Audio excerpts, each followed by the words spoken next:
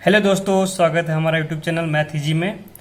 चलिए, जैसा कि मैंने बताया था कि लास्ट के जो अपने 3 लेक्चर हुए थे उसमें आपका थ्योरी पोर्शन पूरा हो गया है। मतलब कि अपना एनोवा पद का फार्मूला, उसका समेशन का फार्मूला, जो योग का फार्मूला होता है, इसके अलावा कॉमन डिफरेंस क्या होता है, ये सब देख चुके थे। अब हम स्टेप बाय स्टेप पहले 5.1 को के सारे क्वेश्चन को हल करेंगे। ठीक है, तो जैसा कि आप सब देख पा रहे हैं कि ये जो अपना 5.1 है उसमें पहला प्रश्न जो दिया है कि निम्नलिखित स्थिति में से किन स्थितियों में संबंधित संख्याओं की सूची एपी में है और क्यों। तो अपने को क्वेश्चन दिया गया, उसमें पता करना है कि ये जो इससे जो सीक्वेंस बनेगा, इससे जो श्रेणी बनेगा वो एपी में है कि नहीं है। ठीक है, तो चलिए इसको सॉल्व करते हैं। इससे पहले आपको मैं बता देता हूँ कि हमने अपना एक टेलीग्राम चैनल भी लॉन्च किया है। आपको इसका जो लिंक है डिस्क्रिप्शन में मिल जाएगा, उसको आप प्लीज़ ज्वाइन कर लीजिए, जिससे कि आप हमारे चैनल पे आने वाले सारे वीडियोज़ के लेक्चर्स और पीडीएफ वहाँ पे मिल सकते हैं। इसके अलावा एक मैं ग्रुप भी बनाया हूँ, तो उस पर आप लोग ज्वाइन होइए और अपने डाउट्स को वहाँ पे पूछ सकते हैं। ठीक है दोस्तों, चलिए पहले इसको क्वेश्चन को हल करते हैं। इसमें जो पूछ रहा है कि प्रत्येक किलोमीटर के बाद टैक्सी का किराया, जबकि प्रथम किलोमीटर के लिए किराया 15 रुपये है और प्रत्येक अतिरिक्त किलोमीटर की मीटर के लिए किराया 8 रुपया है। ठीक है, तो देखिए यहाँ पे क्या कह रहा है कि अपने को श्रेणी जो निकालना है, मतलब कि पहले जो 1 किलोमीटर किराया है वो 15 रुपया, ठीक है ना। उसके बाद हर एक किलोमीटर पे वो 8 रुपया ऐड करते जा रहा है, ठीक ना। तो उससे जो श्रेणी बनेगी वो एपी में है कि नहीं, ये चेक करना है। ठीक है, तो चलिए एक पेपर लेते हैं, ब्लैंक पेपर, इसमें देखते हैं हम लोग। ठीक है, तो इसमें आप देख पा रहे हैं कि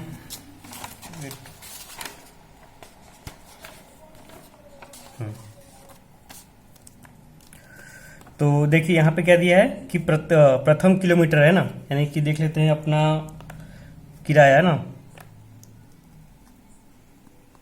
किराया पहले किलोमीटर के लिए, ठीक ना।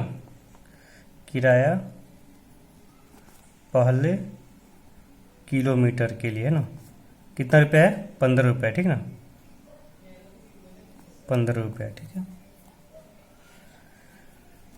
उसके बाद क्या बोल रहा है कि प्रत्येक अतिरिक्त किलोमीटर के लिए किराया 8 रुपया बढ़ रहा है, ठीक है ना। यानी कि अगर अपन दूसरे किलोमीटर के लिए देखें, ठीक ना, किराया दूसरे किलोमीटर के लिए देखें तो कितना आएगा, पहले 15 रुपया तो था ही, प्लस 8 रुपया और, यानी कि ये कितना हो जाएगा, 15 8 23 रुपया हो जाएगा। ठीक है, फिर अगर इसी तरह किराया तीसरे किलोमीटर के लिए देखें अपन,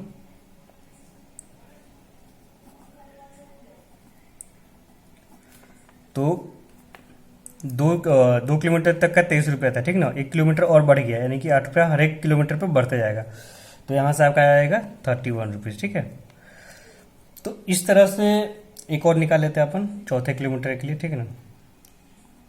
चौथे किलोमीटर के लिए वो पहले 3 किलोमीटर तक का 31 रुपया था, फिर चौथे किलोमीटर में ये 8 रुपया बढ़ जाएगा, यानी कि आपका कितना हो जाएगा, 39। तो इससे क्या सीक्वेंस क्या आ रहा है, हमारा श्रेणी जो आ रहा है अपना वो आ रहा है 15 23 31 और 39, ऐसे ऐसे करके आ रहा है। ठीक है, तो आप जब इसको अच्छे से देखेगा तो कॉमन डिफरेंस कितना है, ये दोनों के बीच में कॉमन डिफरेंस आएगा 8 का आएगा, 15 8 23। ये दोनों के बीच में कॉमन डिफरेंस कितना आएगा, 8 का आएगा, 23 और 8 31। ये दोनों के बीच में कॉमन डिफरेंस कितना है, 8 आएगा। तो ये जो कॉमन डिफरेंस है, सारा अंतर आ रहा है वो फिक्स आ रहा है, यानी कि आप कह सकते हैं कि ये जो श्रेणी है वो एपी में है, ठीक है ना, एपी है। ठीक है, इस तरह से अपने को देखना होगा। ठीक है, चलिए दोस्तों दूसरा क्वेश्चन देखते हैं। दूसरे में क्या कह रहा है कि किसी बेलन, यानी कि जो सिलेंडर होता है अपना, में उपस्थित हवा की मात्रा, जबकि वायु निकलने वाला पंप प्रत्येक बार बेलन की शेष हवा का 1/4 यानी 1/4 भाग बाहर निकाल देता है, ठीक है ना। तो हर एक बार कितना, 1/4 भाग बाहर निकाल दे रहा है, ठीक है ना। तो चलिए इसको देखते हैं। यानी कहने का मतलब है कि जो दूसरा क्वेश्चन है अपना, इसको यहाँ पे मैं सोल्व कर लेता हूँ। मान लेते हैं कि अपना जो सिलेंडर है ना, बेलन, माना कि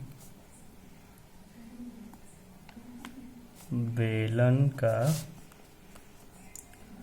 वॉल्यूम यानी आयतन आयतन भी मान लेते, ठीक ना, भी है, ठीक ना,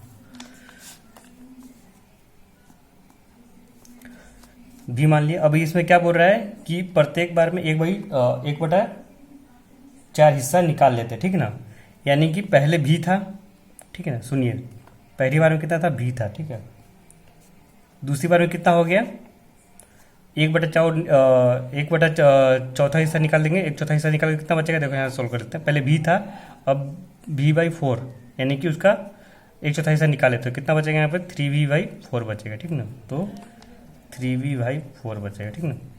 आगे अब 3v/4 है, इसमें से अपन कितना निकाल रहे हैं, 1/4, यानी कि 3v/4 का 1/4 ले रहे हैं, ठीक ना, तो कितना बचेगा यहाँ पे, ये आपका हो जाएगा 3v/4 कॉमन आ जाएगा आपका, यहाँ पे कितना आ जाएगा 1 - 1/4, ठीक है, यानी कि 3v/4, यहाँ पे 4 एलसीएम लोगे, 4 में से क्या 3, 3/4, यानी ये आपका कितना आ जाएगा यहाँ पे, ये आपका आ जाएगा 3/4 का होल स्क्वायर इंटू भी, ठीक ना, तो जिसका तीसरा पद क्या आएगा, 3/4 का होल स्क्वायर इंटू भी। एक और पद निकाल लेते हैं, तो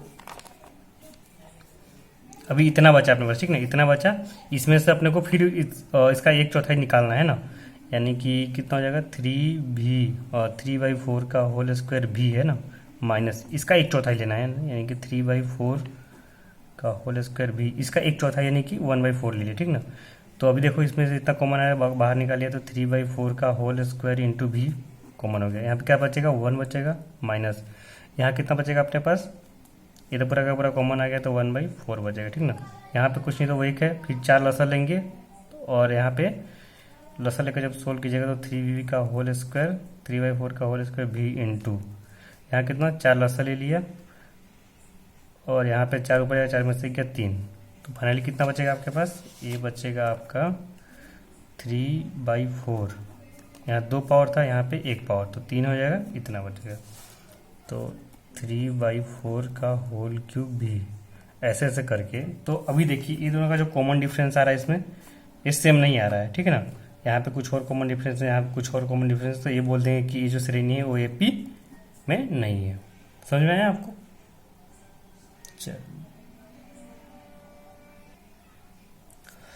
चलिए दोस्तों तीसरा क्वेश्चन देखते हैं। तीसरे में क्वेश्चन में क्या है कि प्रत्येक मीटर की खुदाई के बाद एक कुआं खोदने में आई लागत का सीरीज निकालना है, जबकि प्रथम मीटर की खुदाई की लागत 150 रुपये है और बाद में प्रत्येक मीटर की खुदाई की लागत 50 रुपये बढ़ती जा रही है, ठीक है ना।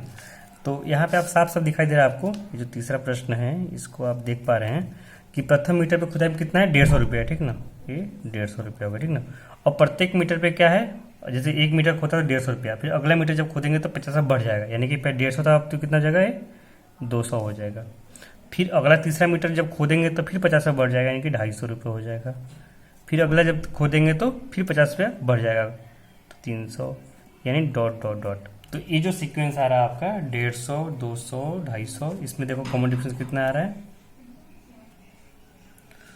तो जैसा कि आप लोग देख पा रहे हैं यहाँ जो डिफरेंस आ रहा है, कॉमन डिफरेंस, दूसरा माइनस पहला, 200 में से 150 गया 50 आ रहा है, अगला निकालते तीसरा माइनस दूसरा, यानी 250 में से 200 हो गया तो 50 आ रहा है, फिर तीसरा निकालते हैं तो 300 में से 250 गया 50 आ रहा है, यानी कि कॉमन डिफरेंस क्या आ रहा है, समान आ रहा है, तो हम ये कह देंगे कि ये जो श्रेणी है वो एपी में है, ठीक है दोस्तों।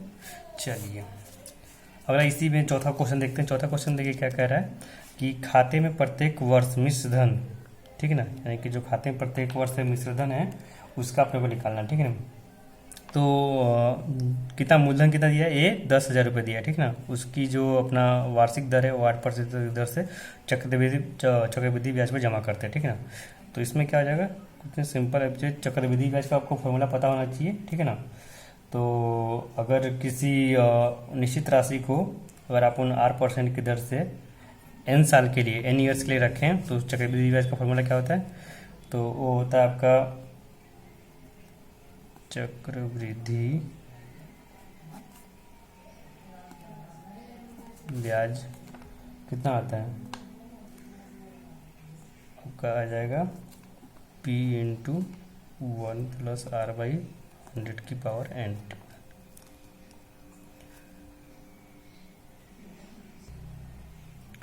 यानी इसका मतलब ये हुआ कि आप अगर किसी पी अमाउंट को R% की दर से n साइकिल रखते हैं तो आपका जो अमाउंट हो जाएगा टोटल, वो आपका इतना हो जाएगा, ठीक ना, टोटल अमाउंट। चक्रवृद्धि ब्याज नहीं, अमाउंट बोलते हैं इसको, अमाउंट, ठीक है ना। यानी कि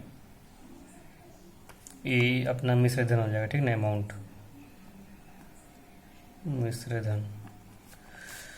तो ये होगा फॉर्मूला, ठीक ना। तो अभी देखिए इसमें क्या है कि अभी आपको हर एक साल का निकालना पड़ेगा, ठीक ना। तो इसको देख लेते हैं, जैसे कि पहले साल में कितना है अपने पास 10,000 रुपया है, ठीक ना। तो यहाँ सोल्व कर लेता हूँ मैं, ये 10,000 है पहले साल का, ठीक है। इसको कितना 8% है ना, तो 8/100 पहले साल का इतना होगा।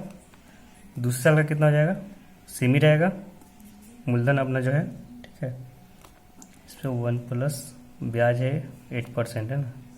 अब कि यहाँ पे इनका मान 2 हो जाएगा, ठीक ना। फिर तीसरे साल का निकालेंगे तो कितना आएगा, तो 10,000 आपका मूलधन है, 1 प्लस 8/100 की पावर 3 हो जाएगा। ऐसे ऐसे करते करते तो देखेंगे कि जो कॉमन डिफरेंस आएगा ये इससे बराबर नहीं आएगा। देखिए यहाँ पे है ये तो 10,000, तो सब 10,000 कॉमन आ रहा है, ये चल ठीक है, ये 10,000 है, ठीक है, कॉमन है। यहाँ पे देखिए 1 प्लस 8/100 की पावर 1 है, यहाँ पे 2 है, यहाँ पे 3 है, तो ये आप डिफरेंस इक्वल नहीं आएगा, ठीक है। दोनों का डिफरेंस कभी भी निकाले तो इक्वल नहीं आएगा, तो आप ये कह देंगे कि जो हमारा श्रेणी हो एपी में नहीं है, ऐसा करके, ठीक है। चलिए आगे देखते हैं क्वेश्चन नंबर 2। देखिए 2 दिखाता हूँ आपको क्वेश्चन नंबर। ये जो है इसमें जो बोल रहा है कि दी हुई एपी के प्रथम 4 पद लिखना है, ठीक ना। जबकि हमको क्या क्या दे रखा है, ए और डी दे रखा है, तो ये बहुत ही आसान है दोस्तों। चलिए इसी को इस पर सॉल्व कर लेते हैं।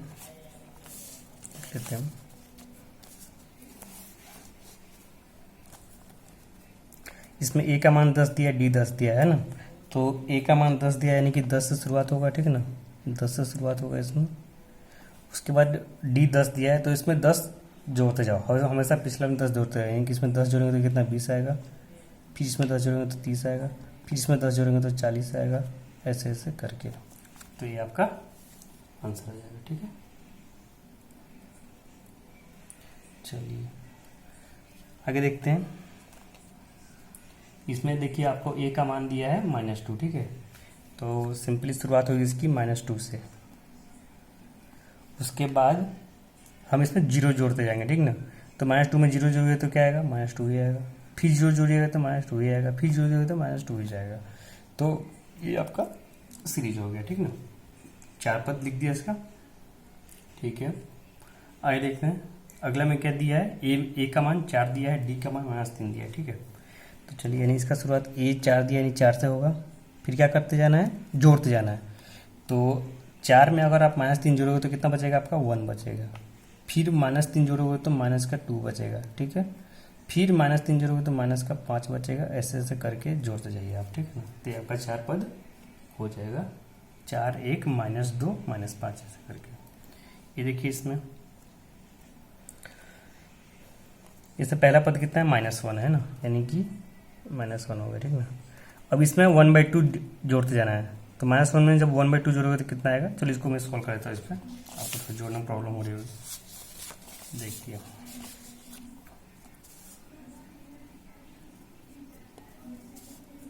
चौथा नंबर जिसमें हमको ए दिया है -1, ठीक है, और डी दिया है 1/2। दोस्तों एग्जाम में आप ऐसे डायरेक्ट सोल्व मत कीजिएगा, स्टेप बाय स्टेप कीजिएगा उसमें, ठीक है ना।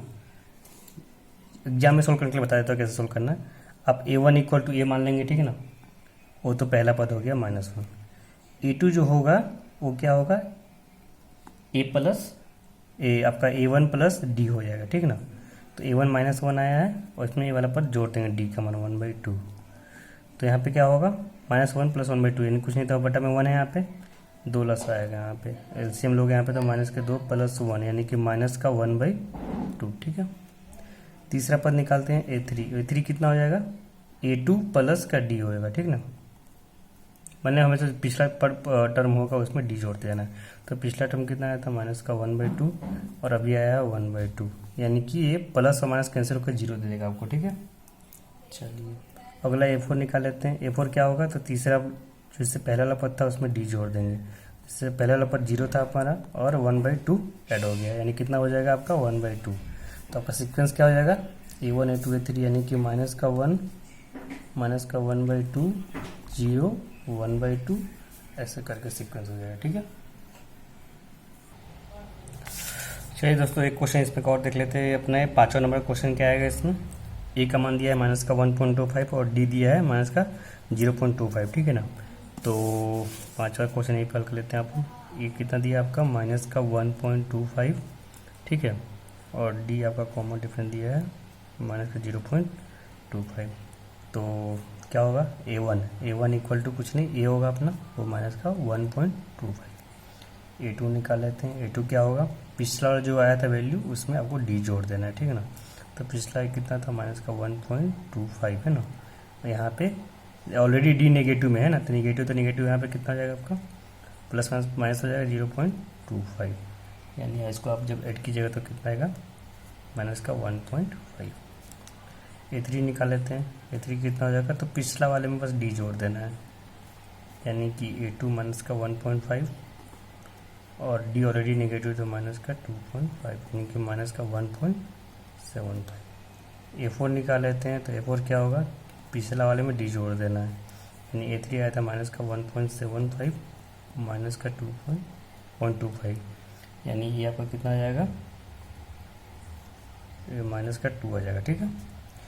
तो ये आपका जो सीक्वेंस हो जाएगा, जो सीक्वेंस के जो 4 पद हो जाएंगे, माइनस का 1.25, फिर माइनस का 1.5, फिर माइनस का 1.75, फिर माइनस का 2, ऐसे ऐसे करके आपके आंसर आ जाएंगे, ठीक है।